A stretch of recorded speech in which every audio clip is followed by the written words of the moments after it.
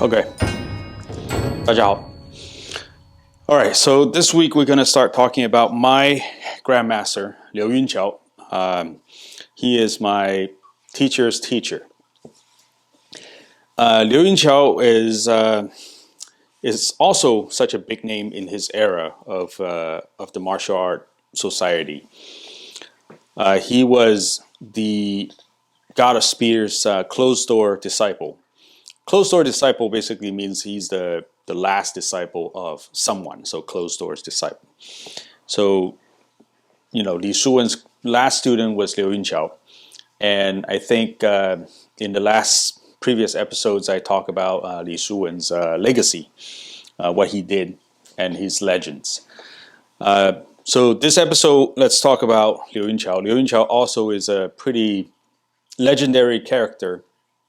Not only his exceptional martial art achievement, but also his devotion and also how he promotes Chinese martial art to the world was really something that's worth everyone to applaud and talk about. And different from Li Shuwen, basically people knew that he's a great martial artist, one of the best in history, but because of the lack of martial ethics, so a lot of times people don't really praise him that much, other than his ability to beat up somebody else. So Liu Yun-Qiao was born in 1909, and he passed away in 1992.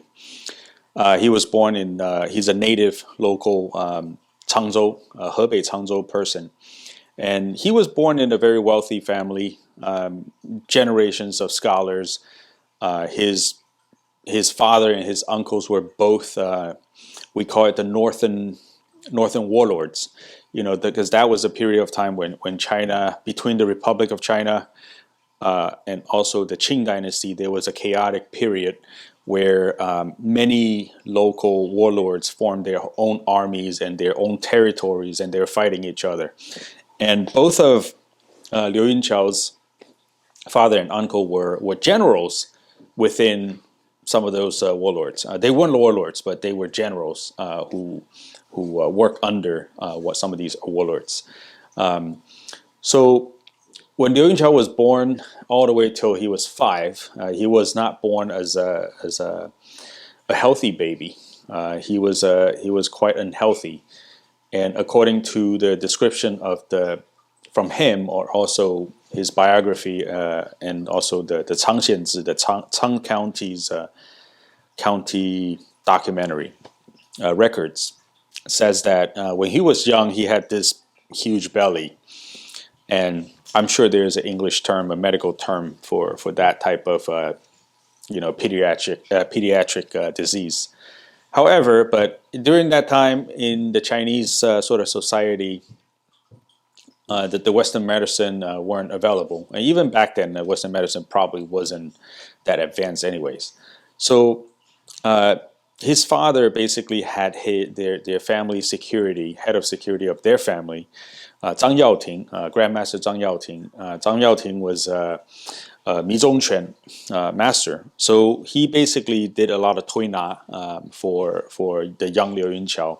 And also when Liu Yun-Qiao is able to walk, to move around, he started having him train in Mi Zhongquan. So Mi Zhongquan is a very popular style in Changzhou, or the northern China, also known as the Yanjing Quan. The more I practice Mi Zhongquan, the more I realize how much of a wrestling style it is. 80-90% of the movement are all wrestling techniques. And that makes a lot of sense, because the Mi Zhongquan, as I say, has another name called Yanjing Quan. Yanjing Quan is a historic character, fictional character, and that character is known to be the best in wrestling. So if a style is named after him, it must have some ties with Shuaijiao. Okay, so when between 5 and 8 years old, Liu Yun-Qiao was trained in Mi Zhongquan under Zhang Yaoting, and because of that, his health drastically improved. And when he was about 8 years old, his father, through connection, through his network and power, access, he was able to hire the best teacher of the time, Li Shuwen, to his house to train his son. Many people say, oh, Li Shuwen couldn't train him every day. Of course he couldn't. Li Shuwen is such a big name. He wouldn't be hired and solely dedicated to Liu Yun-Qiao. But obviously he has other gigs. You know, he was very popular. I mean, Li Shuwen was very popular amongst all the warlords. Every warlord's generals wants to hire him to train their armies or consult with their military training. But no matter what, Liu Yun-Qiao's father was able to hire Li Shuwen to train, dedicated to Liu Yun-Qiao. So it was, according to Grandmaster Liu's memory, it was it was a very abusive memory training experience. So basically, he had Liu Yun-Qiao just did ma bu, or some of the most basic stuff, just 站桩, for many months. And whenever, say, Liu Yun-Qiao, you know, sort of late got tired, got up a little bit, got higher stance, he would sit afar with his daqiang, just start stabbing at the kid. And from Liu Yun-Qiao's description, he constantly, you know, go to bed with bruises on him due to the daqiang thrusting. And his parents were trying to, like, you know, communicate with the teacher and say, hey, can you go easy on the kid? And Li Shuwen would basically, like, if you don't like it, I'll just leave. And they kind of like stuck with it and pushed through it. And for the next 10 years, Liu Yun-Qiao was trained by Li Shuwen. And I don't think Li Shuwen had other disciples who were so dedicated on for such a long period of time. So Liu Yun-Qiao's Kung Fu was, you know, not question, like it's unquestionable, was very solid, very good.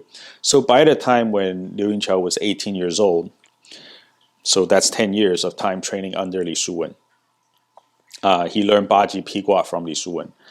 And when he was 18 years old, his father was originally planning to have him attend the law school to become a lawyer. But at the same time, Li Shuwen kind of like I said, he has many gigs, so he always travel around for work to stop by all these military base. So Liu Yun-Qiao just want to like follow him. And at the time, Li Shuwen is all about, you know, 实战. It's all about really like application of what you train. So he took Liu Yun-Qiao basically around to test hands. We call it 试手.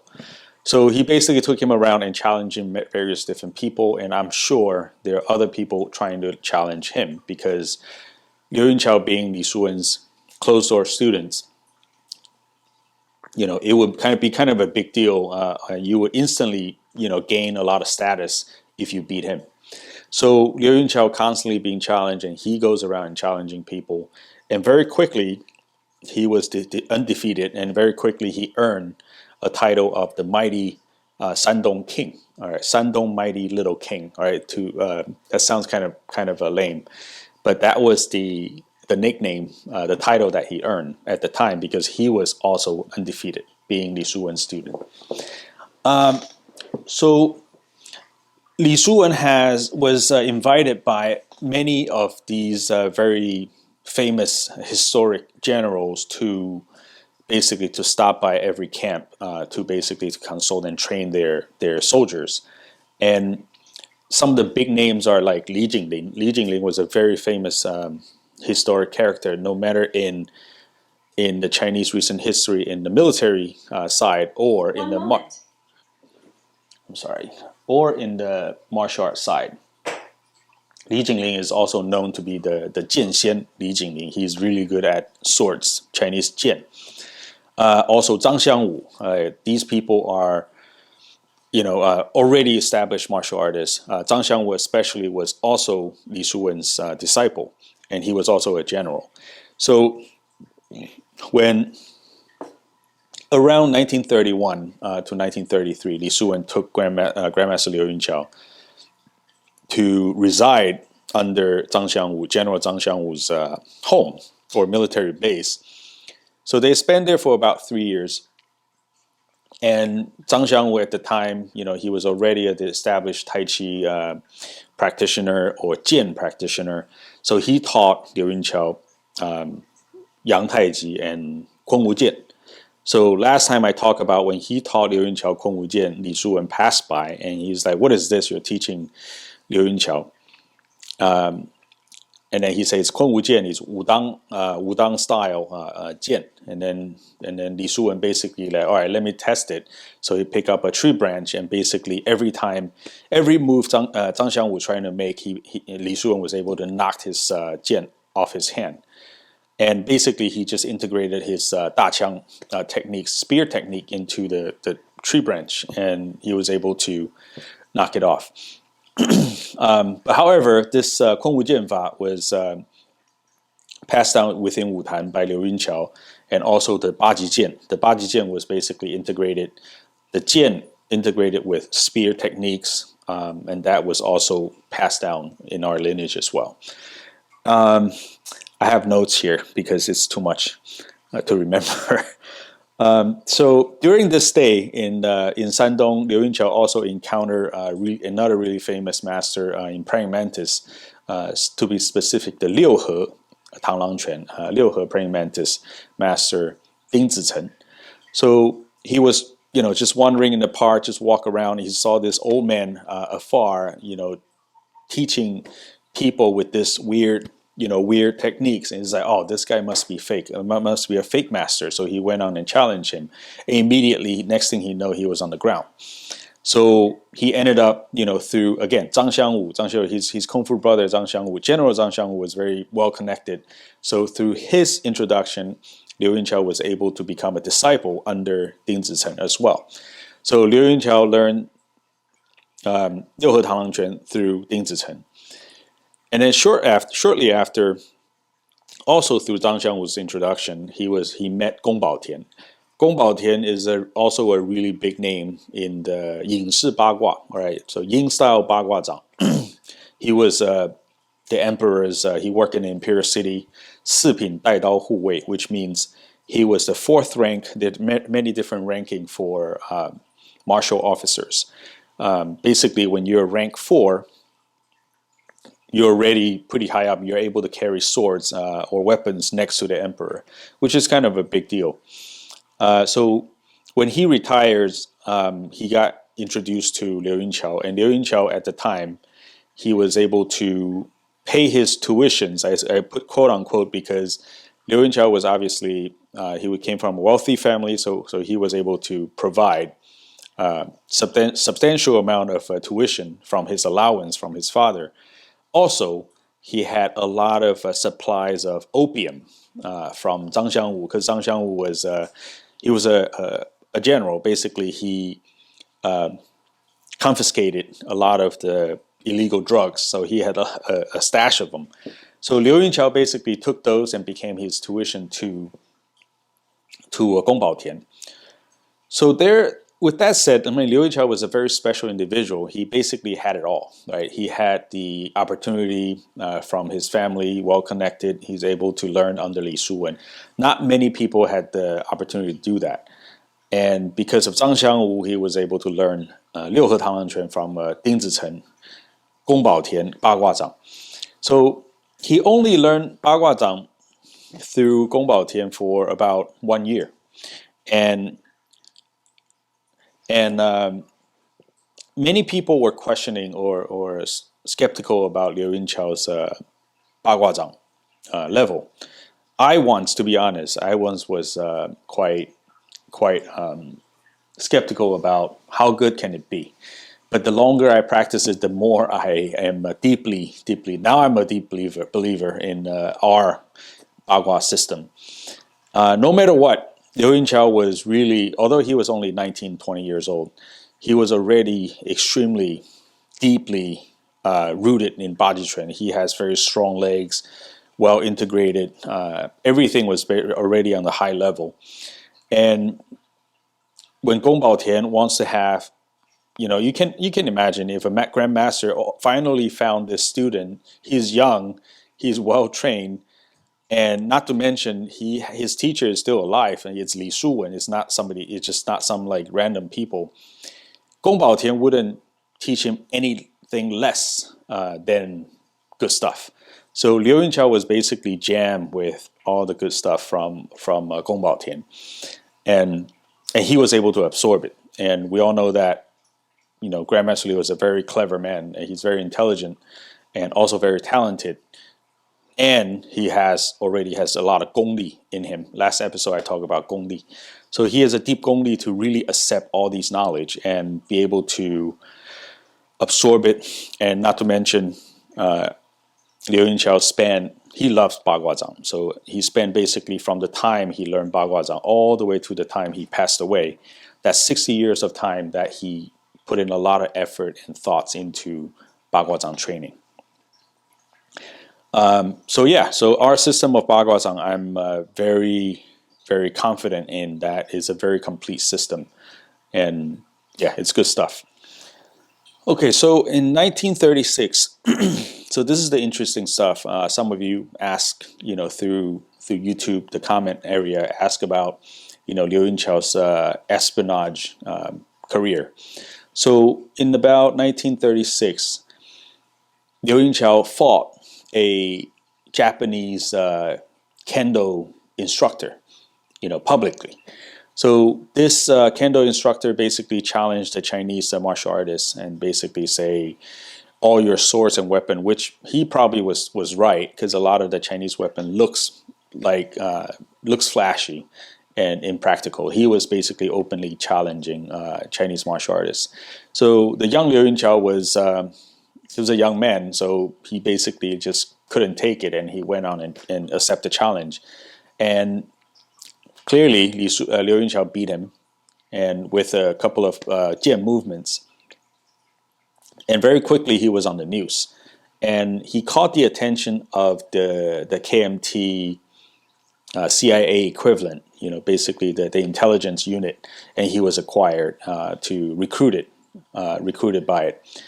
And mainly, he was assigned to do, because of his martial art background, he was assigned to do a lot of assassination job. To name, these are all kind of big names, right? So they have the Tang Shaoyi. So these are all famous in the history book we read, growing up reading, were traitors.